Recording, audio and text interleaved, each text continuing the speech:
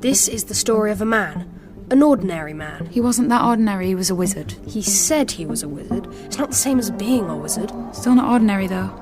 Okay, a not that ordinary man who vanished in mysterious circumstances. Or did he? Huh? I was just trying to add some mystery. We've got enough mystery. You don't need to add more. I'm Alfie Reese. I'm Morgana Huddleston. Welcome to Truthdiggers.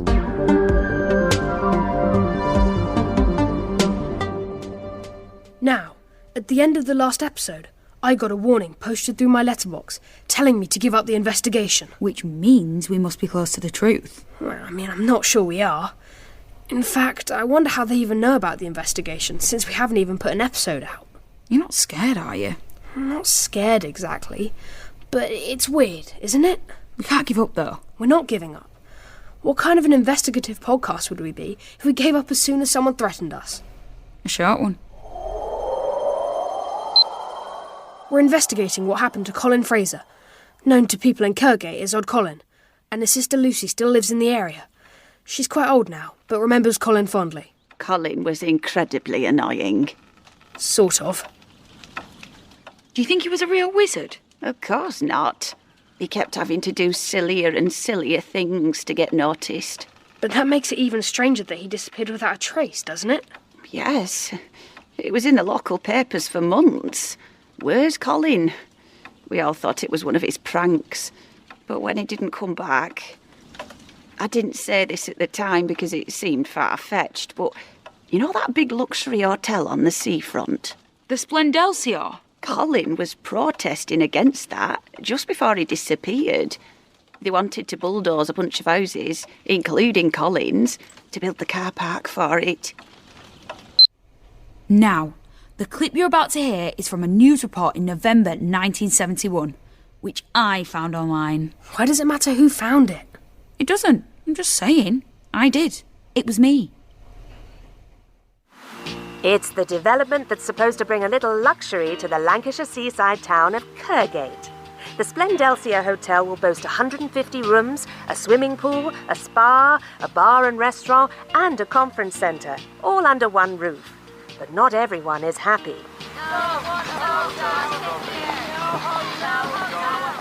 The council say the Splendelsior will bring hundreds of jobs to the area and make Kirkgate a holiday destination again. Why do you want to stop it? It'll ruin the character of the town. What is the character of the town? It's a friendly, welcoming place, and that's why we hate the people who are building this hotel and want them to push off. One of the leading figures in the protest is Colin Fraser, a bit of a local character known around here as Odd Colin, isn't that right? I go by many names. In the film, Colin is wearing a purple shirt covered in those gold stars teachers sometimes stick on your schoolwork to say you've done well. He's got a fancy-looking dagger in a pouch across his chest, and he's holding a staff with a carved wooden owl on top. I understand the developers have bought most of the land they need already, and they want your house too. But you're not selling, is that right? Money isn't important to me. I have a deep connection to this land, you see. I'm the latest in a long line of magical practitioners who've lived here. You're a magician. No, I'm a wizard. Is there a difference? Oh, yes. So, why don't you use your magical powers to stop the hotel being built? What makes you think I haven't already done that? Well... Has the hotel been built? Not yet. There you go, then. The company behind the hotel is owned by the Peppercorn family, who live locally. They declined to be interviewed, but they sent this statement. Kirkgate can't keep living in the past. We wish to bring, how you say, fresh blood to the area. Ha ha ha. We'll have to wait and see who wins out. Martina Jones, Look Here Lancashire, Kirkgate. Construction on the hotel started 2 months before Colin disappeared, and his house was demolished to make way for the car park. The hotel is still owned by the Peppercorn family. But they're very private. We called the hotel and asked to talk to the manager, and this is what happened.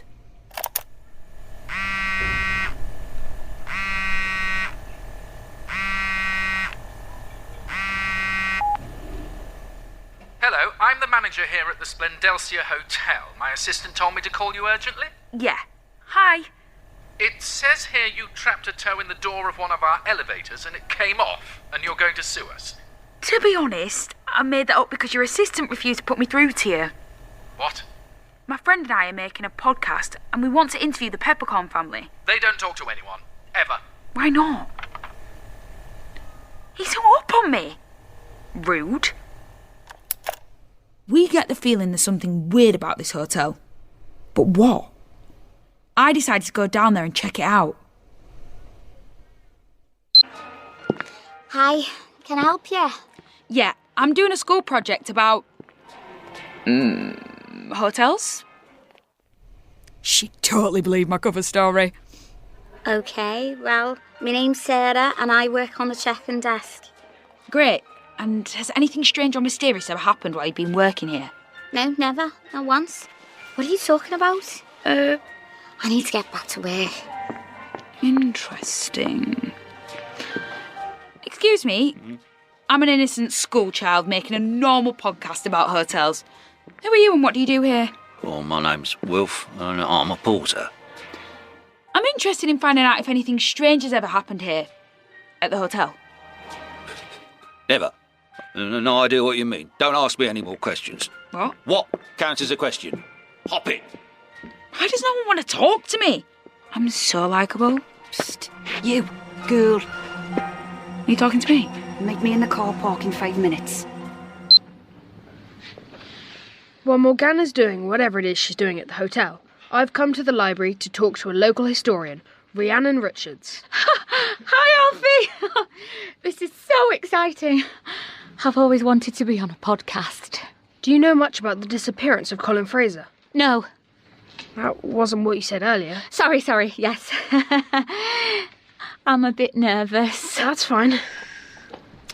What I meant was, I have tried to read up on Colin's disappearance because one of my pet subjects is the history of witchcraft in this area, which goes right back to the history of, back to when the town was called Kerr's Gate.